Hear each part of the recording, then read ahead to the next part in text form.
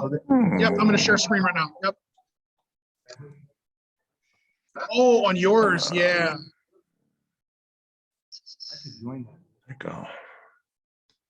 Leave and come back. Yeah, you could. Or whatever. Okay.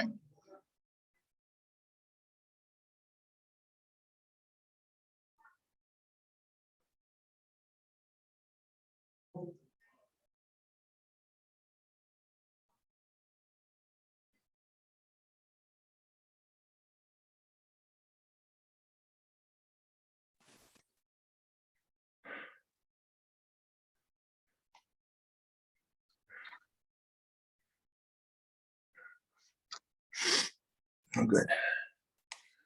All right, What we're gonna ring is the wrong? bell in about 30 seconds. We're gonna let folks take their seats.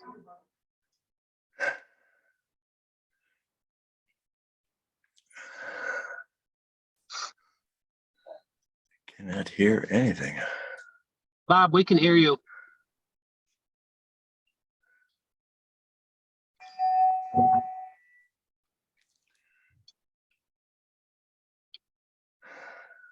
Good afternoon, everyone. Welcome to Rotary Club of Flint. And yes, it is after July 1st, 2022, and I'm here standing in for President Elizabeth, who's joining us virtually, but with her family off-site today. Today is August 5th, 2022. We've got some talking, Rob, if you could. Thank you.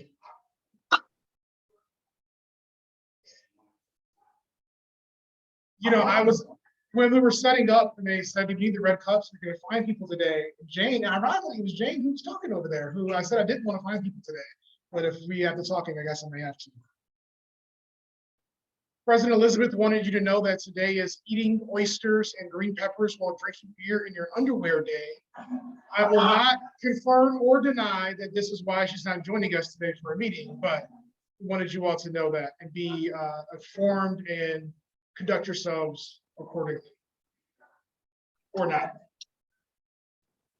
Please join us in the Pledge of Allegiance.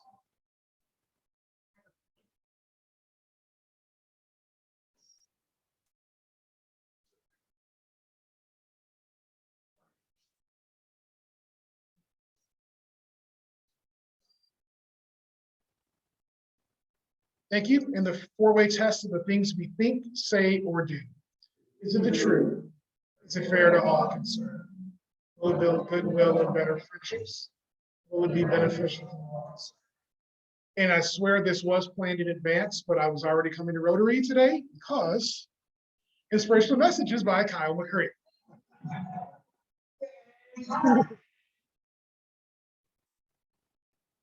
You all know I love sports, and sports lost two great heroes and two of the best to ever do what they did this week in Vin Scully and Bill Russell. I want to talk a little bit about Bill Russell and one of his teammates. Many of you know, some of you may not, Bill Russell, if you do a Mount Rushmore of basketball players, he's on it. He's one of the 4 greatest players of all time. Some people make a case that he's the greatest of all time. He is the greatest winner at basketball of all time. From a 16-year period, from the mid-50s to the late 60s, Bill Russell won 14 titles in 16 years, 2 NCAA championships, an Olympic gold medal, and 11 NBA championships. And yeah, you could say there weren't 30 teams back then, but yeah, but all the good players on like 10 teams. Where's your husband? So it was really hard to win. You can help me. Great player, but also played in Boston.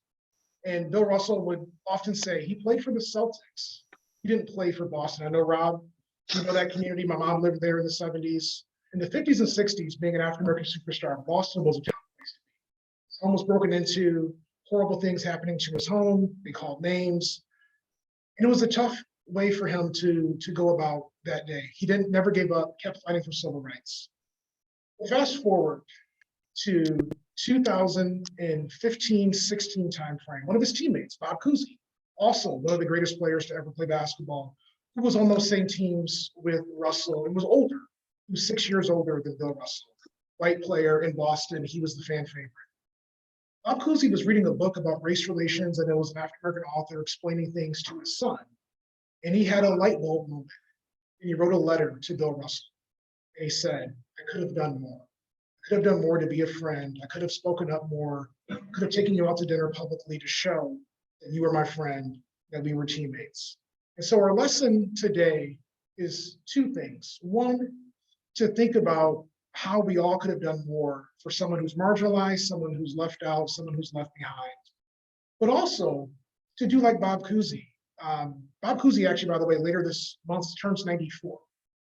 And so before Bob Cousy died, before Bill Russell died, he reached out and said, I'm sorry, I could have done more. And so for us to think about people in our lives and people that maybe they were being teased when we were kids and we didn't say anything, or as adults, we didn't step in, to who you can say, I should have done more, and to give that apology before we go on. And so just think about if Bob Cousy wouldn't have done that 6 years ago.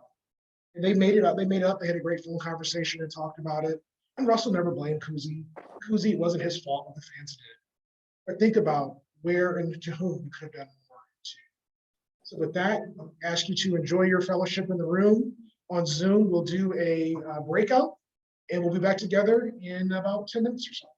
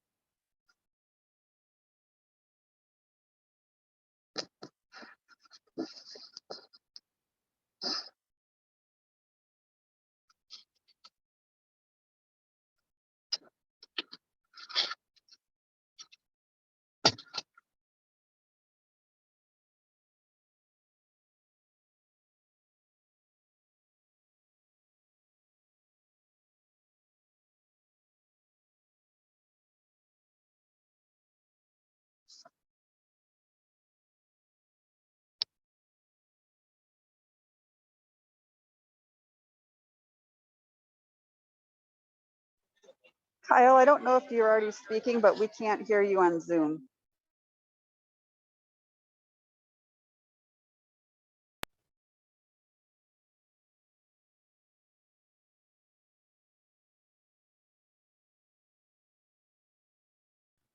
I'm rusty at this, sorry. August 4th, 1985, Mitch Albom's first column for the Detroit Free Press. And I have to say my favorite one, actually today, in 1975, Stevie Wonder inked a new deal with Motown, making him, if he wasn't already rich, this is when Stevie became rich on this day in 1975. It was a 7-year, 7-album deal for a fee of up to $37 million with a $13 million advance in 1975. But this was a good investment by Motown because the first album of the 7-year deal was Songs in the Key of Life. So isn't that lovely? Some of you got that isn't that lovely joke because that was on Songs in the Key of Life. Okay.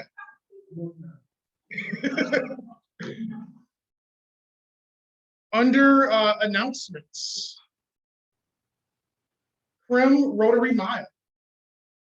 Got the Crim hat here. 6:30 a.m. till noon. You can sign up.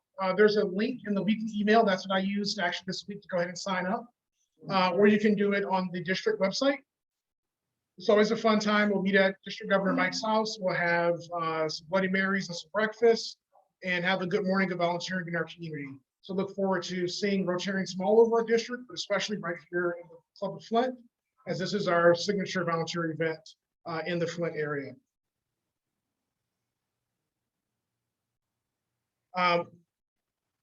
We also are looking for additional Rotarians to serve for service. Note taker, set up and take down and Zoom host during the month of August. So please see Jane.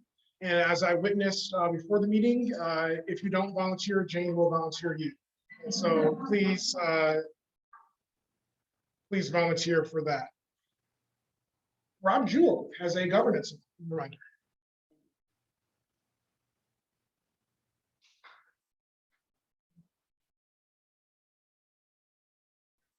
He's back. Okay, again, thank you ever so much for the opportunity for another governance update.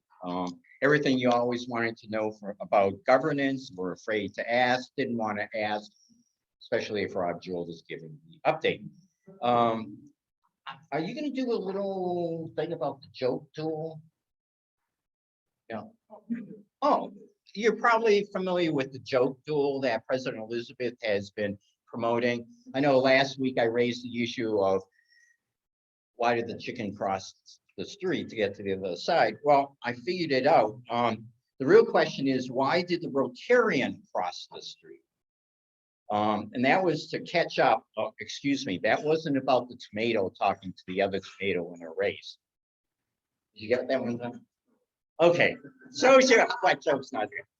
Actually, the Rotarian went over to the other side of the street, not to necessarily talk with the chicken, but who was talking with the elephant and the donkey to talk about the four-way test. So, and speaking about the four-way test and governance, this past week, our primary elections were held.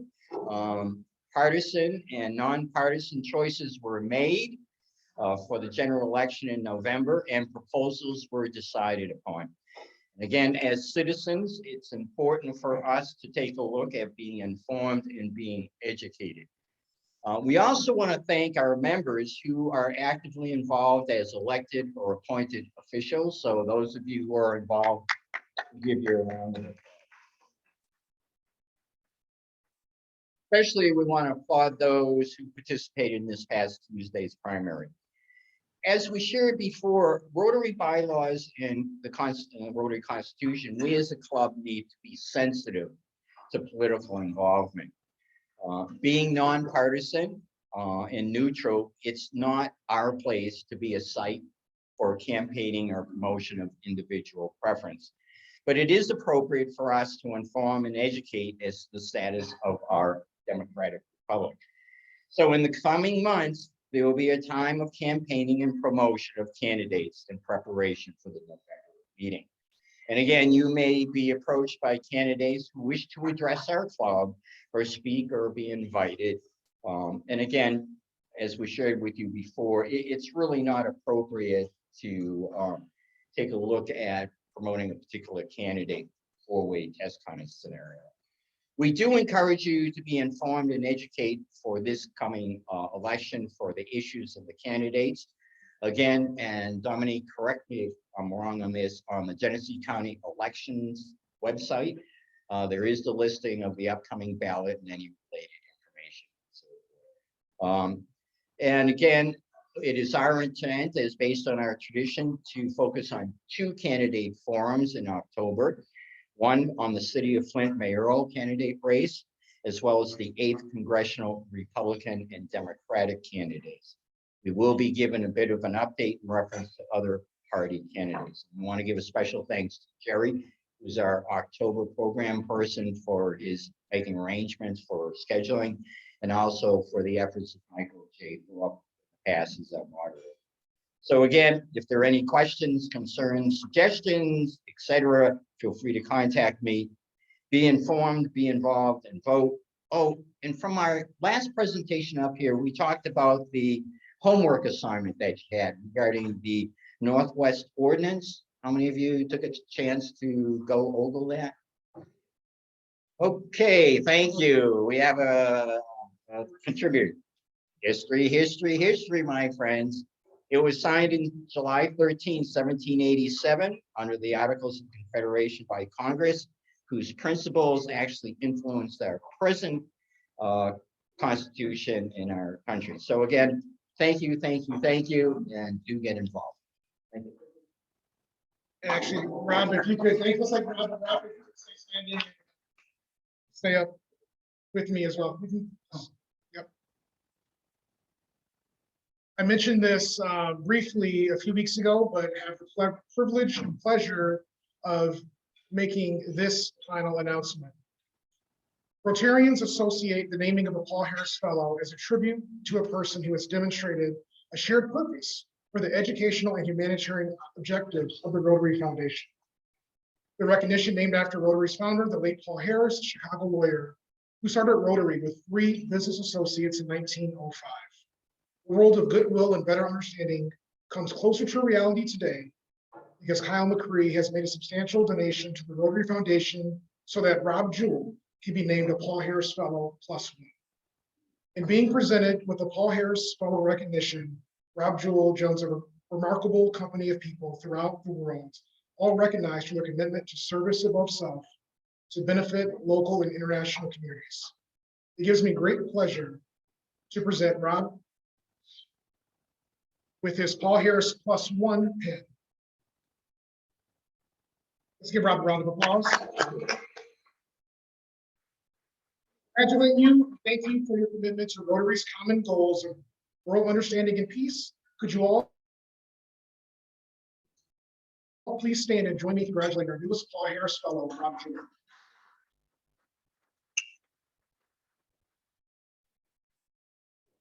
Now that I have you standing, no, you can sit.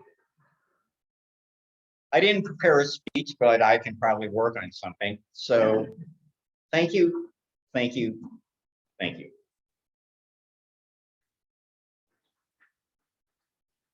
Shortest Rob Jewell speech ever.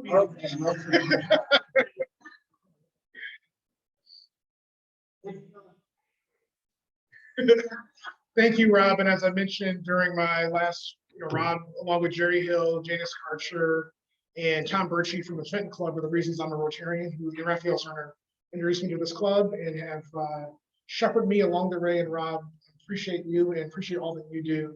I know that all of our past presidents and future presidents appreciate your hard work and efforts. I do want to ask for health and welfare. I want to say, Fred, it's good to see you. Good to see you back. A little birdie told me that Ellen Brothers got married on Sunday. We congratulate Ellen and hope that she and Dave are out having a great honeymoon somewhere. Want to ask for guests to be welcomed. Bob, do you have the guests with you? You're muted, Bob, if you do.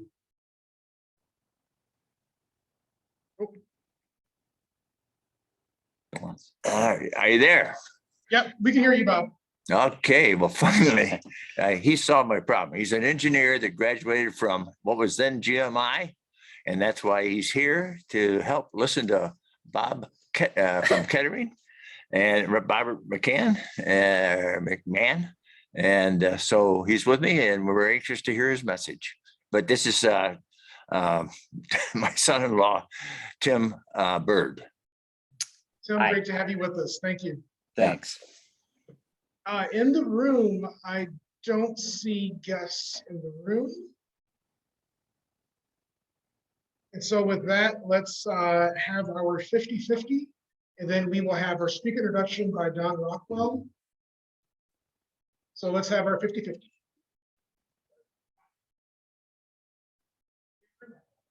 An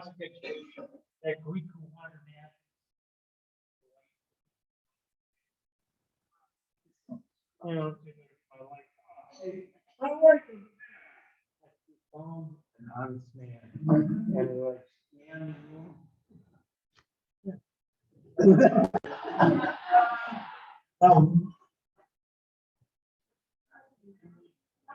like,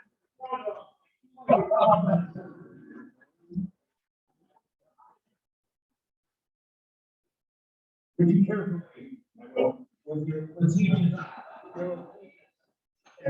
How do you want? First one is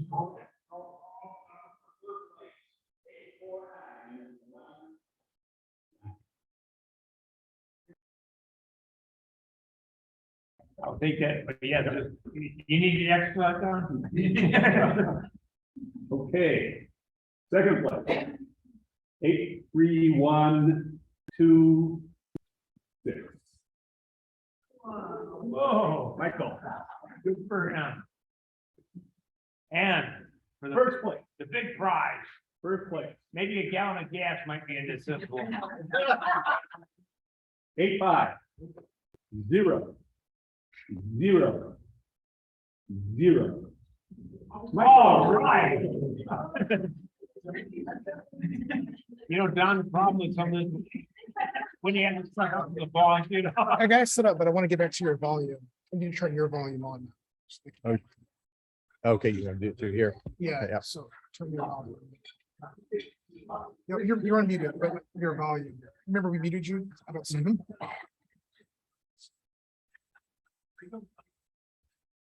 Let's see.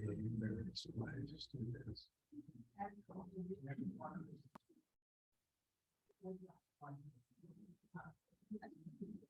I've got the volume. You want the volume or the mic? I'm gonna test the folks on Zoom. Are you able to hear? Can you give me a thumbs up, thumbs down? Yes. Okay, we had to switch computers or run the meeting from real quick. And so you're gonna have, I have this one here. So you're volume. If you have your slides up, share screen. So we need to go back to these.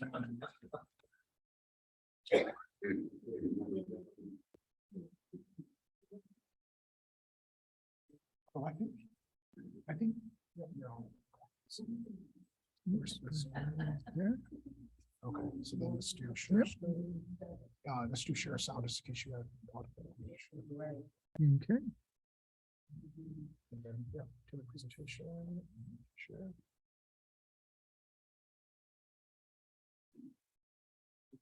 Yeah. Oh, you need to take your. Yeah, it's gonna make me go outside.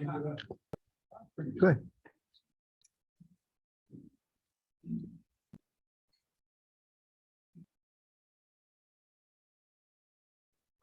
Okay. Good. We're good to go. Yep. All right, we have the, between Dr. McMahon and I, we have about 7 degrees. 2 of them are mine and Okay, here we we got it go. working. Okay, now.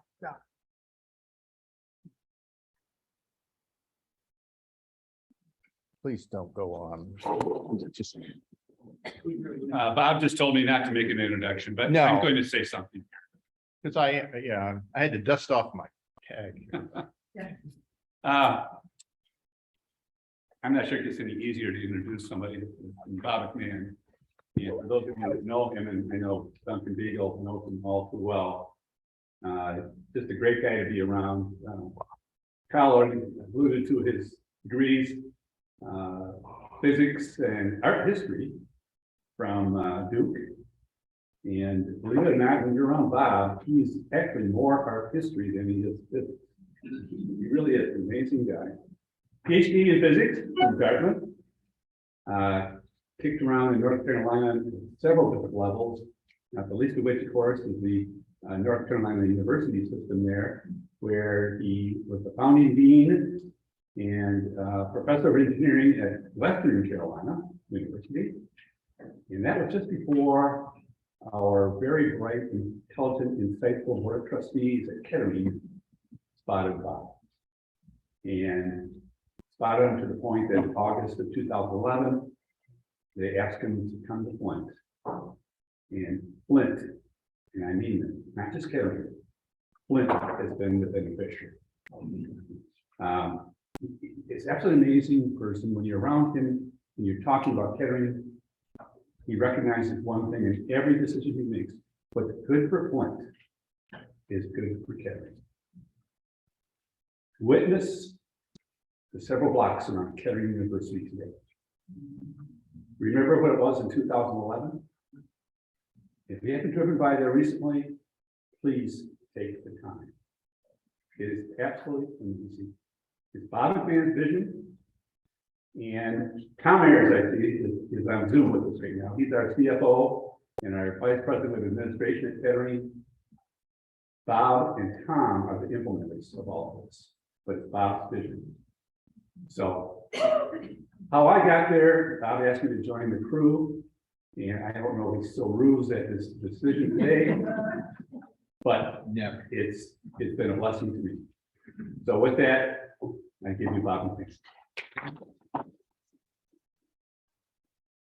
Well, Kyle said I had 2 hours in my bag.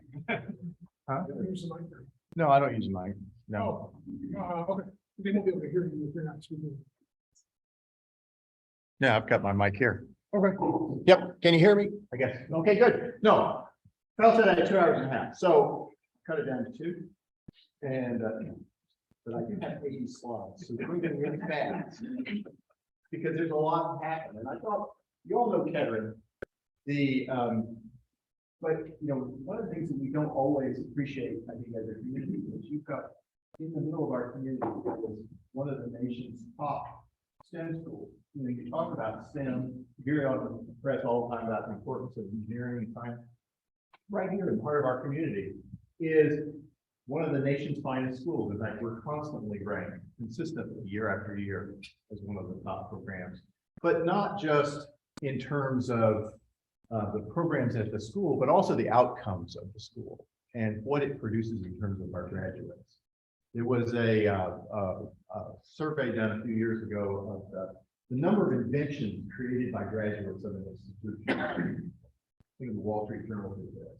And I got a call shortly after they published it, and they said, you know, we were looking at the top schools in the nation, and well, we understand Caltech at number 1, we understand MIT at number 2. We don't. Why is Kettering next? Who is Kettering? And I said, well, this is an interesting story, isn't it? Because when I go around and I talk to alumni, I'll go to a table of alumni and I'll say, how many patents do you have, Bill? And the person says, 20. And the next person says, well, I have to be 28. And the next person says, well, I have 13. You know, it's that kind of a creative environment. And in fact, one of the things that we're most proud of is in measures of social and economic mobility. Out of 4,000 universities in the United States, we are 7th in terms of the economic trajectories that we produce in our students.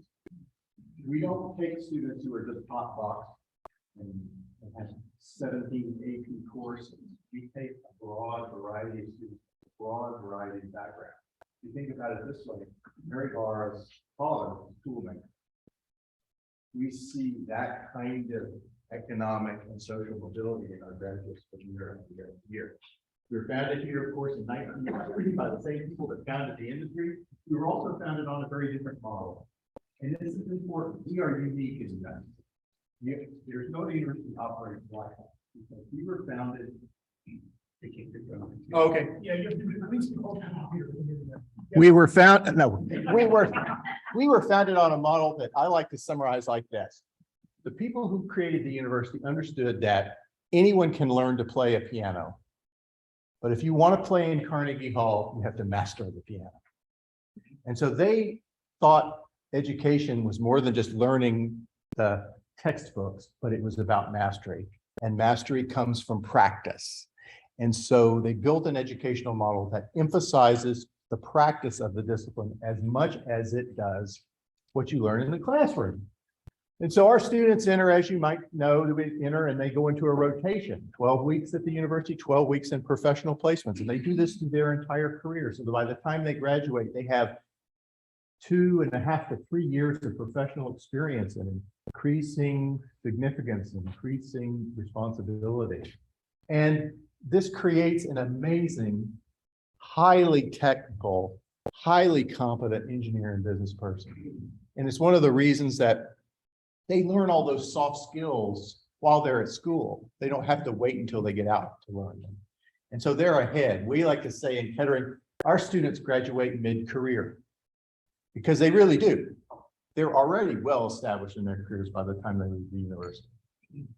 We are consistently ranked, like I said, across the university, across the nation, as the top school for career preparation, among the very top schools for this reason.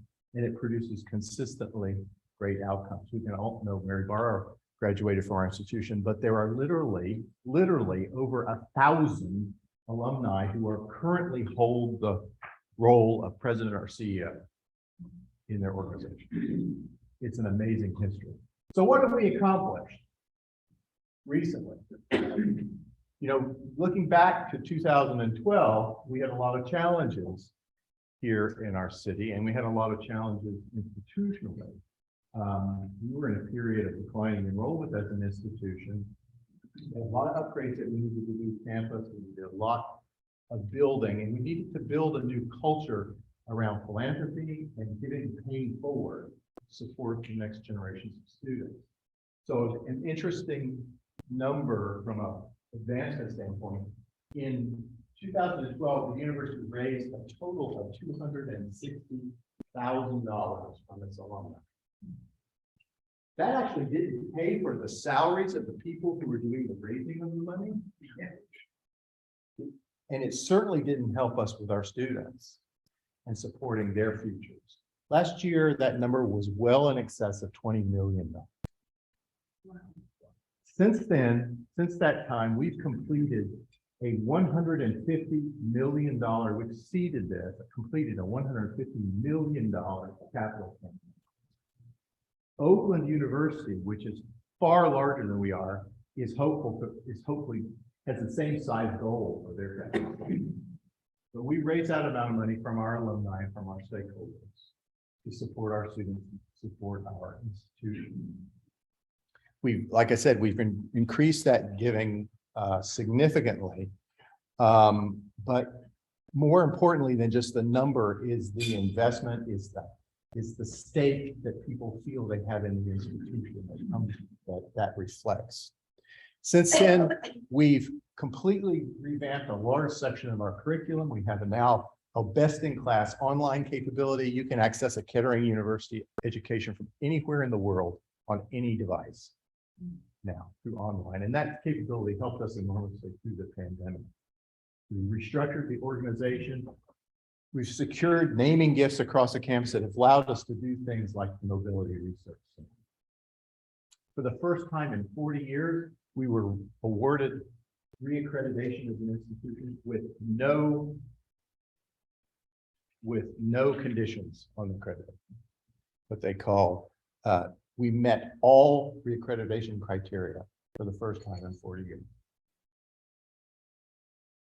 We've completed a campus-wide strategic plan that's allowed us to focus on what the future needs of the institution are, and we've created a number of curricula around it.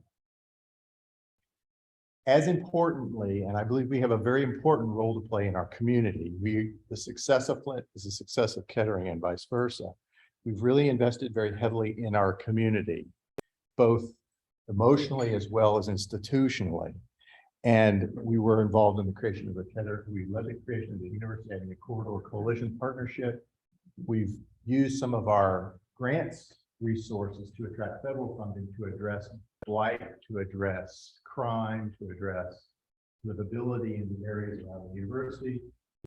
Over the last 5 years, in the areas and the neighborhoods surrounding universities, as a result of this work, we've seen almost an 80% reduction in blight, 60% or more reduction in crime and personal and property crime in the area. People who were once afraid to walk from the university to Atwood Stadium now regularly walk from the university to the farmer's market for lunch because of that. We have a supercomputer center now, which we didn't have. We've upgraded all of our laboratory facilities, and we became a founding partner in the Front Promise. And we've really stressed reinvention of the regions around the campus. We've redone, I don't know if you all remember this is the corner of University and Chevrolet with a party store. Today it's Einstein's Bagel restaurant with a Flint police mini station, a very active part of the community, members of the community. We've created new biology and research laboratories across campus. This is what it looked like. This is what it looks like today on campus. We've revamped interior spaces. This is BJ's Lounge, new dining halls, new areas for students and faculty and staff to engage.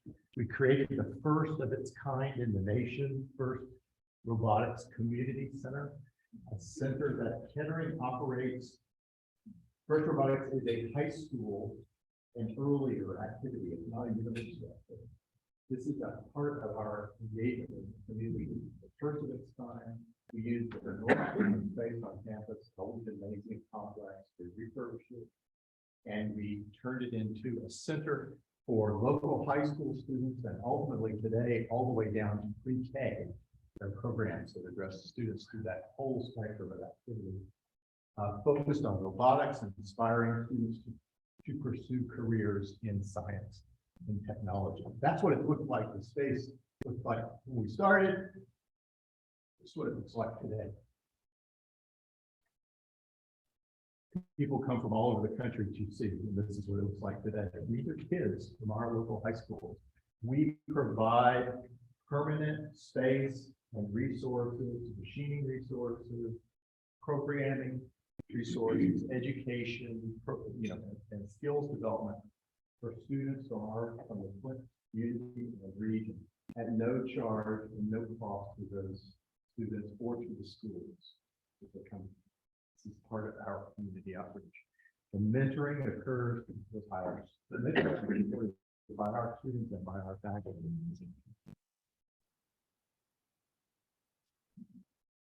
We've renovated spaces all over campus. We have, thank you, Your Honor. We have taken, we were privileged to take ownership of Atwood, and through some generous philanthropy of members of our community and outside our community, Atwood is now, I think, one of the neatest athletic venues in the state of Michigan.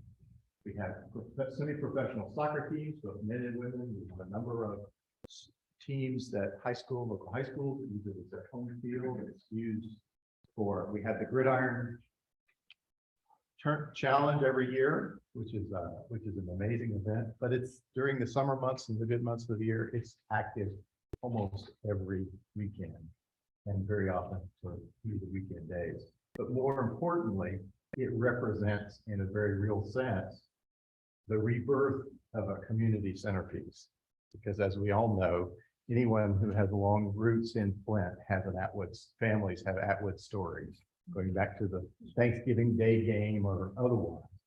And to see a centerpiece of the community reborn like this, I think is gratifying for us all. I always say to people from the outside, I said, if you want to understand Atwood Stadium and its place in our community, know this, it's an 11,000 seat stadium with 300 parking spaces. And I said, what that should say to you is this is a community resort. People flowed into the stadium, not from a big parking lot and asphalt jungle, but they flowed into the stadium from their houses. They left their houses and walked to the stadium.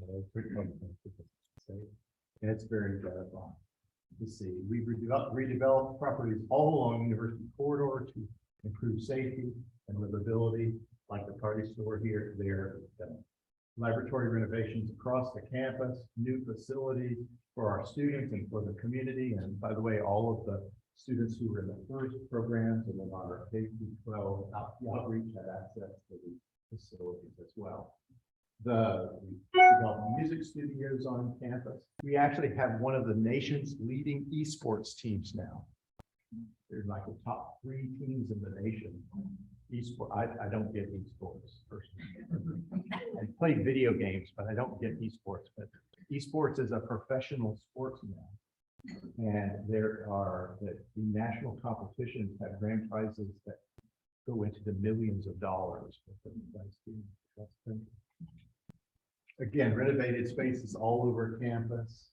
We participated in the renovation of Factory 1, which is our automotive archives, arguably one of the best automotive archives in the country, is now resident in Factory 1, and you can access it there for the area inside of our university, and very difficult for the community to access.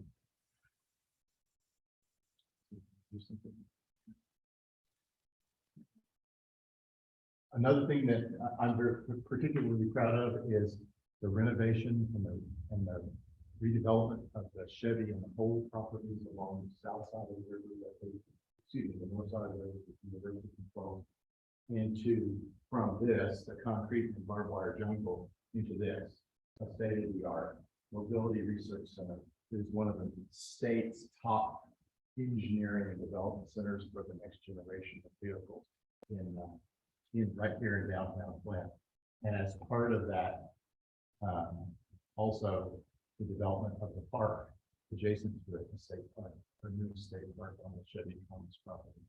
As you can see, there's been an enormous amount of work that goes across the campus and all of these.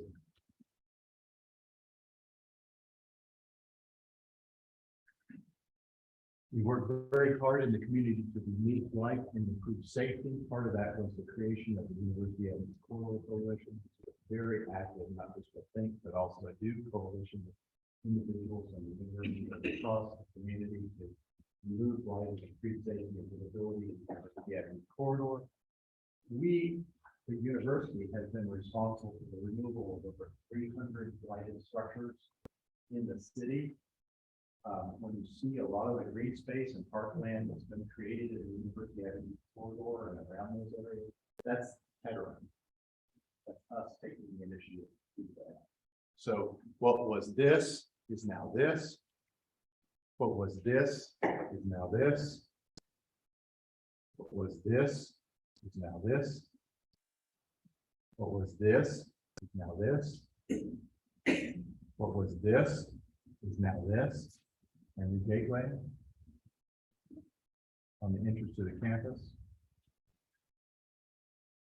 And what was the other part of the Chevy in the whole is now a $26.2 million state and park complex that is coming to the waterfront area of Flint. And the university had a key role in making that happen. So, investing towards the future, our master plan. A number of years ago, we developed a master plan for how the university would build out and how we would continue to invest in Flint and grow the university in our community. The first building in that master plan, which you see right here, is a building we call the Learning Commons, which we just opened on campus. The interesting thing about the Learning Commons is the Learning Commons goes back, is built and designed specifically to support that educational model we talked about and the way that our students interact, because they have those professional behaviors and those collaborative behaviors that they develop in their professional placements when they're away from the university. The ultimate embodiment of this is the Learning Commons. The Learning Commons is a 4-floor, 105,000 square foot state-of-the-art building. It is unique in the United States. There is no other building on a college campus anywhere like it. That's not just bravado. There really isn't a building like it anywhere, because it's 105,000 square feet and no classrooms, no offices at all. And so you ask, well, what is it if it's not that? This building actually represents a bold taking of a leap forward in how we think and conceptualize about space. I was actually invited to go to Los Angeles to speak at the National Conference of Architects on this very building, because they see it as the next great leap forward in how you conceptualize space. Because when we did this, and this is a shot from the inside of the building, when we did this, we started with a different model. We started by not outlining what kind of spaces, what kind of functions we wanted to support, but actually what kind of behaviors we wanted to foster from the students and faculty. And then we started building a structure around that. Another important thing is we eliminated all ownership of space. So nobody owns any of the space in the Learning Commons. There's not a department that's resident in the Learning Commons. There's not a faculty lounge or it's all common space. And it's all built specifically to foster collaborative and interactive behavior. It is a museum quality space. We maintain the highest standards of construction, quality, and furnishings quality during the entire project. It's one of the nicest buildings in the building, one of the nicest buildings in the state of Michigan in terms of the construction quality, the architectural innovation within the building. It's really assembled with craft as well as being technologically sophisticated. And the result is that we have created 105,000 square foot building that has a space for everything in it. There are spaces loud, quiet, clean, dirty, there are maker spaces, there are dining areas, there are collaboration spaces, conferencing spaces. There's coffee, we have a Great Lakes coffee embedded in the middle of it. There are all sorts of interesting spaces, every one of which is unique and different. We had a furniture contractors that we worked with that we'd never built in our 50-year corporate history. We'd never built a large Class A building where every room in the building was different. It was furnished differently, it was organized differently, it had different technology. But this is one of those buildings. As you can see, huge amounts of light permeate the space. You can see this from outside. There's light, illumination, natural daylight throughout the building. There is day-round food services, except we took a different model with our food services. It operates like a kitchen, not like a dining hall. There's no cafeteria. There's a kitchen. And you get the food, you get your food whenever you want to get your food. And you take it wherever in the building you take it. And you eat it wherever, with whom you want to eat it. Working on whatever you want to work while you're eating. And as you can see, it's an incredible space. When people walk into the building, they tend to get a little bit slacked off when they walk into the main atrium to see the kind of soaring and expansive spaces that are there. But another big leap that we took as part of this building is also our new library. Except our new library has no books. They don't have a single book in it. But our students have access to all of it. So the library, in a very real sense, is in the air. They can access almost all of our resources, library resources, electronically. If they need a hard copy book, they can request it, and it'll be there within 15 minutes. But very few of them actually do, because most of them work on it. So we've taken and built that into the, but the librarians are there, the reference support is there, the people that make it real for the students are there. It's just not the hard copy book itself. So this building is open, it's a soft opening, but we're going to have our formal grand opening in, I think, September 23rd. We're all invited to come. There'll be a big celebration on campus, tours of the building, etc. But we're very excited about what it means for us in this. But hopefully that was not too quick and brief, but to give you a little bit of a flavor of what we've been up to in that. Any questions? I think, any questions? Yes, Chris. So how do you teach creativity? With a lot of our education, it's a role. And How long you got? I'm retired. Great question. That's a great question. How do you teach that innovation, and how do you teach that creativity? One of the things that's interesting about the pandemic is I sit on some of these boards with the large automotive companies, consortia. And one of the things they notice in one thing they started, like the CEOs and the chief research officers started to complain about very early in the pandemic, was that they were seeing the number of patents that their companies were generating, and kind of the creative measures, the creativity measures, plummet. And as the pandemic went on, they got worse. As they brought people back into the office, they started to go up again. And what they figured out from all this is that a lot of the creativity, a lot of the new products, a lot of those ideas that the companies were generating actually wasn't coming from conference rooms. It wasn't coming from Zoom calls. It was actually coming from those chance interactions that occur when you and somebody else goes to the coffee pot and you run into each other and you say, hey, I have a problem, can you help me solve it? And that's where a lot of their interaction is coming, where a lot of the creativity is. So this building, for example, does that. It creates all of these opportunities for people to run across each other. You cannot, it's 4 stories, but there's no stairwell. You cannot move vertically in the building without moving laterally in the building. You have to move through the building to go up or down, which means that you've got to run across people. There are sight lines to the whole building. I can stand on one side of the building and see through to the other side. I can see my friend up there. I can see the people I need to talk to. You see this kind of collaboration all occurring organically. Then you put in that same mix, you put the two things that they need. You put food and you put a way to exercise that creativity. So embedded in this building is one of the largest maker spaces in the state of Michigan. And so you can go get your slice of pizza and then you can walk in and do your 3D printing right across the table. So you put all of this stuff together and you foster an environment where those interactions can just occur spontaneously.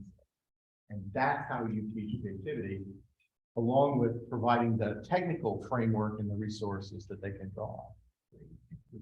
Commissioners. Yes, sir. Yes, I saw that you included the first program as a key foundation thing. And Kettering was, I think, the inaugural vehicle for the first program in Flint. Yes. Have you tracked the students that have gone through that over the 25 years, what they've accomplished? We have. For the folks on Zoom, the question was about FIRST Robotics and if Kettering is tracking students that have used that program and where they're at now. We have. We were among the first universities in the nation to engage in FIRST, because it was always viewed as kind of a high school program.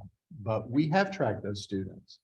And what we have always taken with FIRST is we've never thought of FIRST as just a pipeline for the university. We viewed it as a way in which we can help impact that population of students when they're making critical decisions about their futures. And what I mean by that is students don't withdraw from a STEM pathway in 12th grade. They actually withdraw from that pathway in 6th grade. When somebody tells them that algebra is really hard and they don't take it. And if they don't take algebra, they can't take algebra 2. If they don't take algebra 2, they can't take trig, and then they can't take geometry, and then they can't take pre-calculus. And so by the time they get to high school, they're out of the pipe. It's unrecoverable.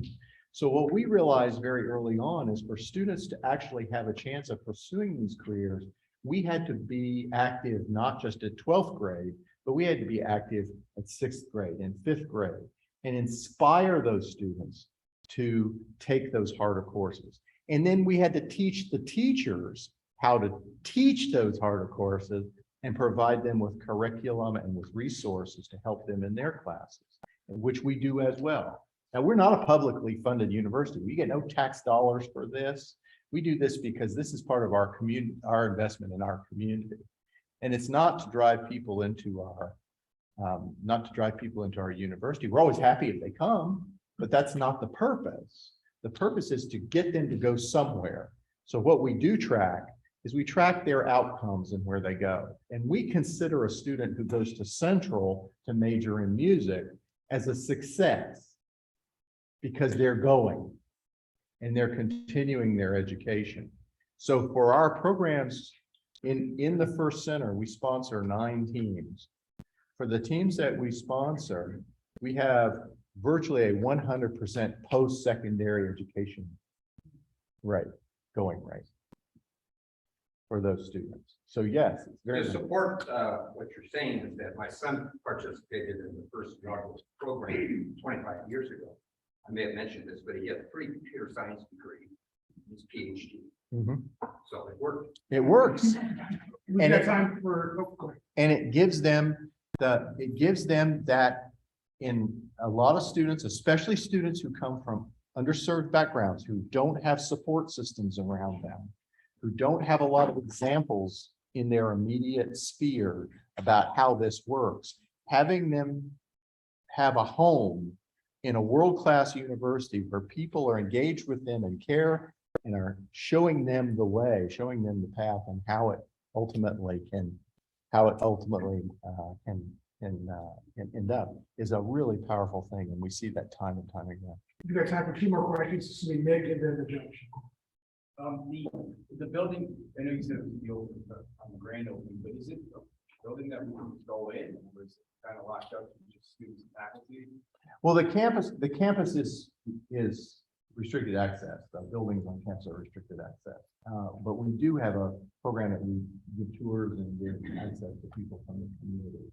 But we do, as a matter of safety and security for the student community, we do have every student has a box card and it's on a park system.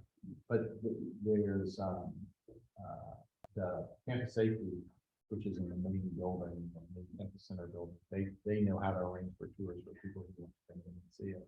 And again, we'll have a more open house for the building for the community in September. Judge, yeah, just a quick comment about leadership. I often say leadership is a couple of things. Number one, you gotta have a vision as to where your school or business or nonprofit's headed. And then secondly, you gotta have the skills to carry out your vision. So Atwood Stadium historically was operated by the city. City got to the point they couldn't operate it anymore. That turned over to the Atwood Stadium Authority. None of them got paid. We did it out of a love of dear old Atwood Stadium. We finally got to the point around 2013, 14, that we just couldn't do it anymore. We were exhausted doing grants, nobody was being paid. And we were about 60 days from just shutting the sucker down. Now, I don't know what happened, but I have a feeling Bill White and perhaps Mr. President got together, and things started happening. So we got introduced to Bob, our Atwood Stadium, about 12 to 14-year-old jocks about sports and Atwood. And he introduced himself and so forth. Right after he got all done, Joey Newberry, some of you may know, well-respected football coach, he raised his hand and he said, Mr. President, with all due respect, I just don't understand why a university with no athletic program wants to purchase the stadium. And he said, Coach, I'm glad you asked that question. And much of what he talked on today is what happens. So we're going to clean those neighborhoods up, and we're all scratching our head. Yeah, right. And we can't have that. We're just sitting there in the middle of the University of Michigan on one side and Penn on the other. He told about his experiences in North Carolina when he helped develop some depressed towns down there.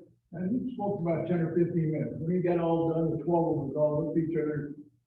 We got our man. And I'll tell you what, his vision and leadership. Yeah. Well, you're very kind, but it's a team effort.